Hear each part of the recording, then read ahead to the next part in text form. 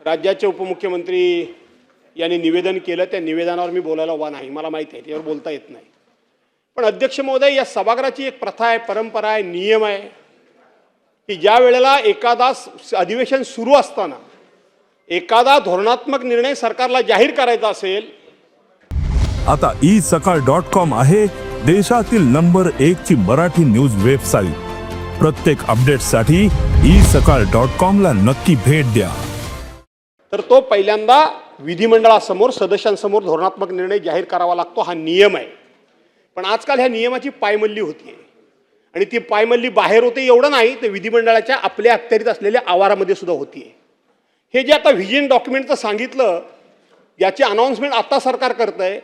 आज आपल्या विधानसभेच्या आवारामध्ये आपण राऊंड मारा, त्याची प्रसिद्धी, त्याचे बोर्ड, त्याचे फ्लेक्स आताच लागलेले आहेत. म्हणजे या सभागृहाचा काय तुम्ही मान अधिकार काय शिल्लक ठेवणार आहात का नाही? का आपलं तुमच्या मनाला वाटेल, तुमच्याकडे सरकार आहे म्हणून तुम्ही वाटेल ते करू शकाल? आणि म्हणून हा माझा पॉइंट ऑफ प्रोसिजर आहे अध्यक्ष महोदय, की अशा प्रकारचा धोरणात्मक निर्णय अधिवेशन सुरू असताना सरकार जाहीर करत असेल तर तो पहिल्यांदा विधिमंडळासमोर सदस्यांसमोर करावा लागतो. की जो आत्ता उपमुख्यमंत्र्यांनी केला त्याच्या अगोदरच तुम्ही बोर्ड लावत असाल तर मग कशा करता इथं तुम्ही निवेदन करताय? कशाला सभागृहाचा वेळ घेताय?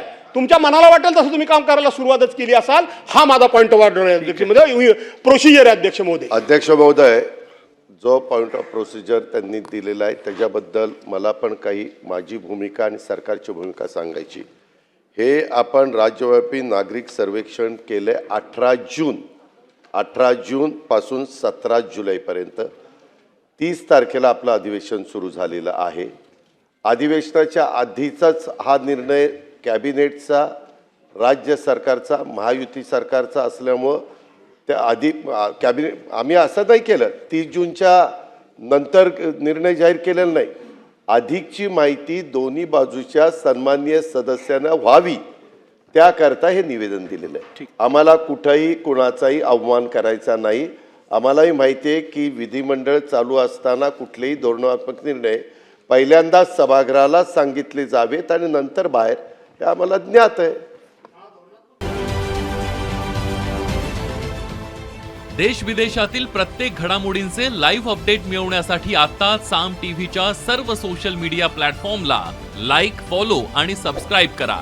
तसंच सर्व नोटिफिकेशनसाठी बेल आयकॉन प्रेस करायला विसरू नका.